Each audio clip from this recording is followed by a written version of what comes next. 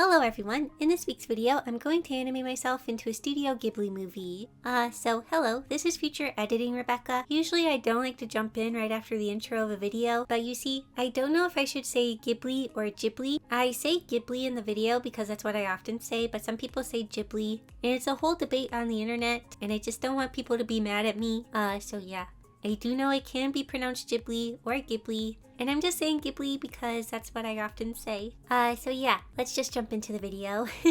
Several videos ago, I made a video where I animate myself into anime. I thought it was a really fun way to practice animation, so I wanted to try doing it again. But this time, I wanted to try something a bit more complicated, so I got the idea to try animating myself into a Ghibli movie like My Neighbor Totoro. Do I think I'm on the level that is the beauty of Ghibli animation? No, I do not. But I will try my best to learn from the experience. In my last video, a lot of you were asking what program I use to animate. I am using Studio Paint EX. You can animate in the Pro version, but only for a couple seconds. The EX version lets you animate however long you want. Many of you are also wondering how I get the video footage into Studio Paint, and I do it by going to File, Import, and then Movie.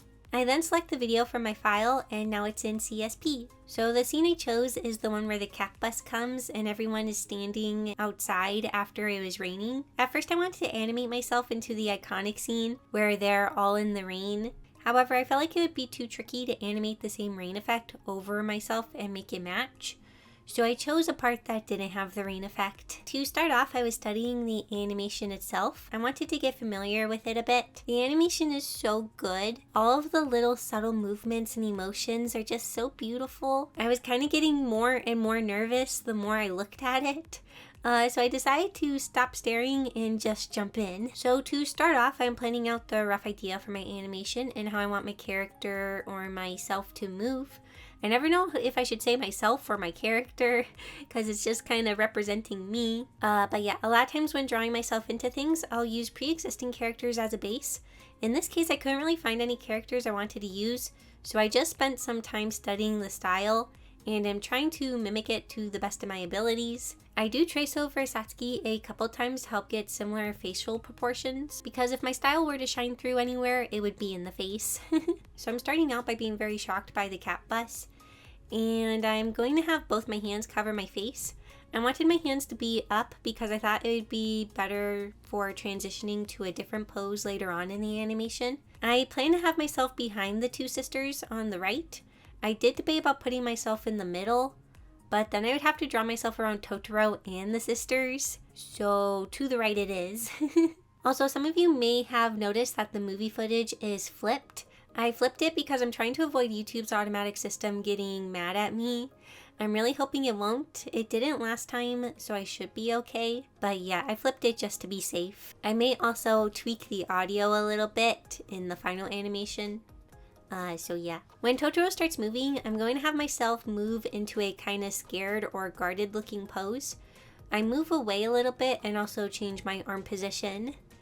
A couple seconds later, Totoro makes a Totoro noise. This startles me even more, and I make a even more scared face. I imagine I would warm up to Totoro over time, but he would definitely scare me at first. Once I see that he is handing the girl something, I let my guard down a bit and look a little curious. I also ease a bit out of my guarded pose. So here's what my rough idea looks like. This first phase is just to get a general idea of the timing I want. Next, I'm going to clean things up more and also add more subtle movements and details to the animation. Once again, I'm starting off by drawing over Satsuki's face to help me with face proportions. I do change the proportions a bit to make me look older and not have the face of a small child. Oh, also, if you are new here and you don't know what I look like, here's a picture of myself. I actually felt pretty familiar with the Ghibli style and didn't find it too tricky to mimic. I think it's because I've seen it so often over the years, and the YouTuber Mark Curly would often draw in a style inspired by it. So yeah, it felt very familiar to me and I didn't find it too hard to mimic, so that's good. I do still feel like my style shines through just a little bit, but hopefully it'll look okay. I did need to bring in a 3D model to use as a reference for my pose. I don't often draw hands in this kind of pose, so I was having a hard time grasping it in my head. So yeah, 3D model is here to save the day. It's probably better to use photo references, but it can be hard to find exactly the pose you want. So this works as a nice replacement, especially if you just need something to help you get started. I also decided to pose the 3D model in the next pose I'll be drawing, and doing this was actually really helpful because it also helped me kind of figure out what things will be moving and how they will be moving when I need to animate the hands, which I was very nervous about. Also, right now I'm just drawing the more key moments, like when I'm in one pose and then in a different pose. I'll figure out all the in-between stuff and more subtle movements in a bit. I always find it easier to draw the big moments, and then I will go through and keep drawing the in-betweens. I was hoping to animate myself into 2 Ghibli movies. The second one I was going to do is The Secret World of Arrietty, because it's one of my favorites and I don't hear people talk about it much. However, this animation took much longer than expected. The animations I did for the first video in this series each took me like 3 hours or something, but this one took me like 7 hours, and you'll see why as we keep going. But yeah, I didn't get to finish 2 animations, I only finished this one. So like I said, I was focusing on the bigger moments, and now I'm drawing the smaller ones, like the frames for the blinking, and also me slightly changing standing positions. Like I said, the animation for these movies are just amazing and have such great detail to motion and feeling. So I was trying my best to do the same, even though I am pretty new to animation. I've done a fair amount of experimenting with animation, but not like a ton, and I'm still learning a lot about it. The trickiest part of this whole animation was definitely animating the hands. Just drawing hands can be kind of a pain, but trying to figure out how to animate the hands from one pose to another without it looking really odd was definitely a new challenge for me, especially since the hands are rotating. They were in front of my face, but then I need them to turn to a sort of side view and then turn even more to the ending position. Let's just say I was moving my own hands around a lot while doing this. I was like, which way do I need to make them rotate? How does my hand do this? I probably looked pretty weird. If there was a random person watching me, they would be like, why is she staring at her hands so much and why is she moving them so weirdly? Oh, also, I was originally planning to have my hair go out in a shocked kind of way, but I decided to go with something a bit more subtle and natural. I wasn't sure how comedic to make things, but I also felt like this hair movement would be easier to work with for the whole animation. Also, with how much I'm talking about the different movements and stuff, it may seem like this animation is super long, but I want to let you know this lasts for only like 6 seconds. It's actually a very short animation, it just has a ton of frames. So yeah, it took me 7 hours to animate 6 seconds of animation. Like I say, I think animation is really cool and I like learning about it, but I'm so glad I don't have to do it all the time.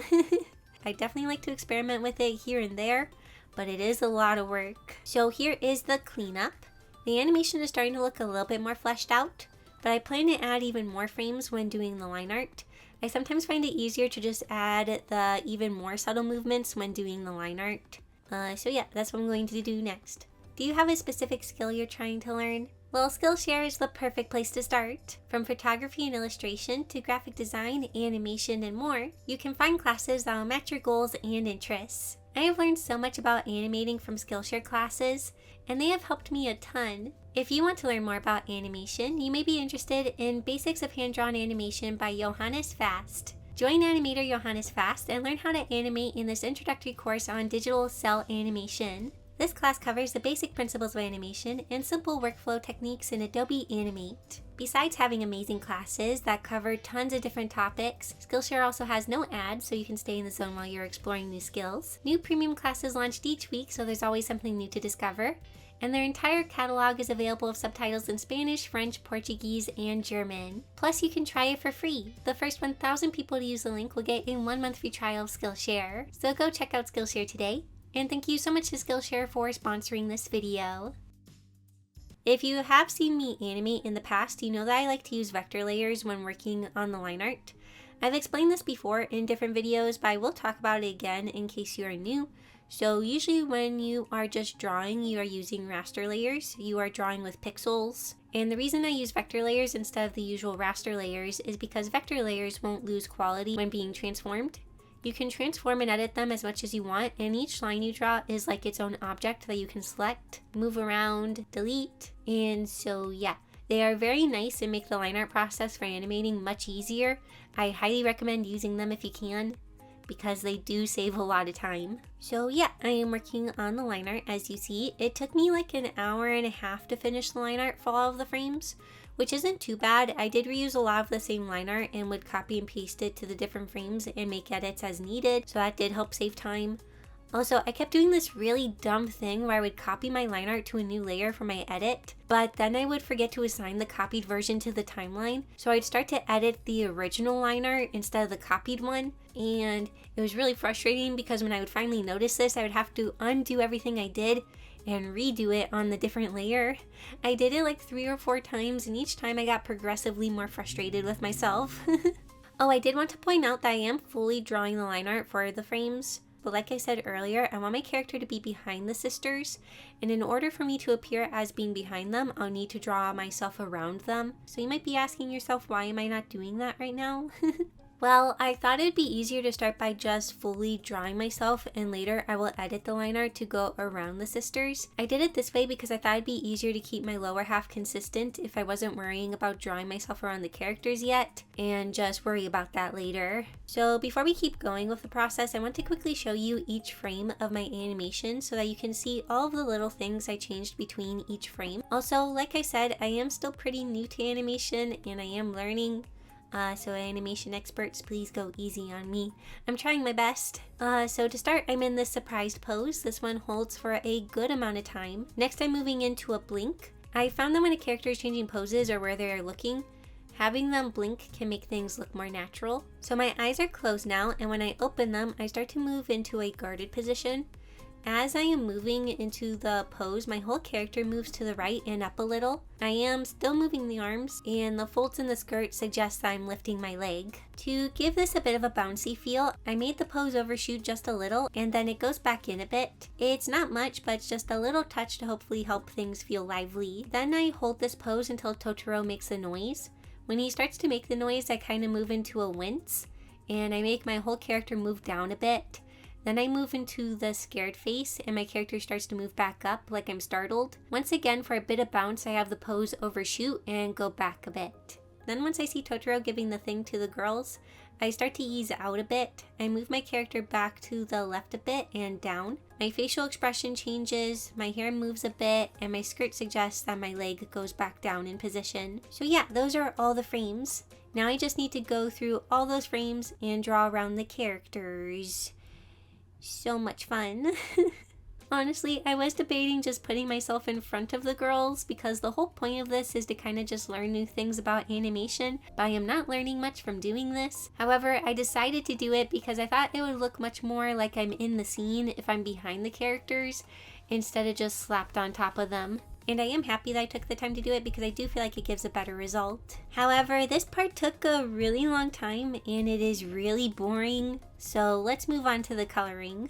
I made myself a little color palette to select from. I selected these colors from within the scene so that they will match and not stick out. Color theory is always something I find interesting even though I already know the information. But like the color that appears to be white is like a beige color. It's pretty dark for a white. But because the surrounding colors are super dark, it looks really light. Like I've said in the past, the coloring process is pretty tedious because I'm just filling in each frame with the same colors over and over. A lot of times I will fill in one color at a time, like I'll fill in all the skin color for each frame and then move on to a different color. But in this case, I fully colored each frame as I went, and honestly I can't totally remember why I did this. I know there was a reason, but I don't remember what it was. Let me think. Oh, I think I thought it'd be easier to just fill everything in for each frame as I went because I could copy and paste the colors for the frames where the only change is the drawing around the characters. So I had to make extra frames for each time the other characters move because I'm drawing myself around them, but my character wouldn't move, so my overall coloring doesn't really need to change, just the lower stuff does. And I didn't want to have to keep refilling my eyes for each frame that changes because then they wouldn't be totally accurate and they'd keep slightly changing and be a little weird. So to keep everything the same except for my lower half, I kept copying and pasting the coloring for when I wouldn't really move. I would just edit the lower stuff. I hope that all makes sense. I kind of just went on a ramble about that. Once again, this was a pretty long and tedious process and it's not super entertaining to watch. And so let's move on to the next step, shading. For the shading, I was trying to mimic the shadows that are on the other characters so it looks like I'm in the same lighting situation. I also selected the shadow colors from the characters so I have the same colors for my shadows and things are consistent. I did need to make my own color for shading the white. I selected Totoro's fur shadow color and slightly changed it to make it work for my skirt. Also, I don't usually wear skirts, but for whatever reason, I thought a skirt would make me fit in more, or it would look more in place compared to jeans. So yeah, that's why I'm wearing a skirt, but I am still wearing my usual teal sweater with collar. After I did the first pass of adding shadows, I basically just copy and pasted the shadows to each frame and changed them as needed. Sometimes I would hardly have to change the shading, and sometimes I'd have to change it a lot, especially when the hands were moving or I was closing my eyes. When adding the shading, this is when I started to see the light at the end of the tunnel. I was almost done, but then I hit a bit of an issue in the process. So once I finally got all the shading done, it was time to do the finishing touches to make my character fit in. For example, my art looks really crisp compared to everything else, so I need to blur it. However, since all my layers are separated line art, coloring, then shading, it makes blurring it a bit tricky, especially since there are so many frames. However, I did find a workaround. Thank you so much to this person for making a tutorial on this. It helped me a ton. Okay, so to make it so my art is all combined onto one animation cell, I go to File, Export Animation, and then Image Sequence. This will export each frame as its own file. So after exporting 137 frames, I need to import them. Thankfully, I can go to File and then Batch Process. If I set my settings like this, I can import all of the images into my project. Okay, so they are all in the program, but now I need to assign them to the timeline. At first I thought I was going to have to do this by hand, but thankfully there's another really easy way to do this. Just go to Animation, Edit Track, and then Batch Specify Cells. Make sure that this is selected and boom, all the images are now assigned to the timeline and it plays just like it should. So you see now we have all of these different images, but I only need the frames for how it's laid out right here. So I went through and unspecified each animation cell that I didn't need. I did this because if I kept all of them, I would need to blur each and every frame instead of only blurring one frame that's held for a long amount of time. So yeah, it felt easier to unspecify the frames I didn't need instead of blurring 137 frames. So this actually didn't take me too long, but I messed up. I forgot that I had my line art set to multiply, so when I exported it and then brought it back in, my line art was no longer multiplying, and now it looks too light and it looks weird. So I had to repeat this whole process again with my line art set to a darker color. I was a bit bummed by this, but I just kept on going. Okay, we are now in the final stretch. So I just went to each frame, rasterized it, and then applied a strong blur and a less strong blur to each and every frame. I was thinking about using Gaussian blur, but it was a little too tricky to get the slider to be in the same spot every time and it just took more time. So I just kept using the default strong blur and then just a little bit of blur, and that seemed to get a fairly good result. And it was the quickest way to kind of do it. Okay, so after all that work, it's finally done, and here it is.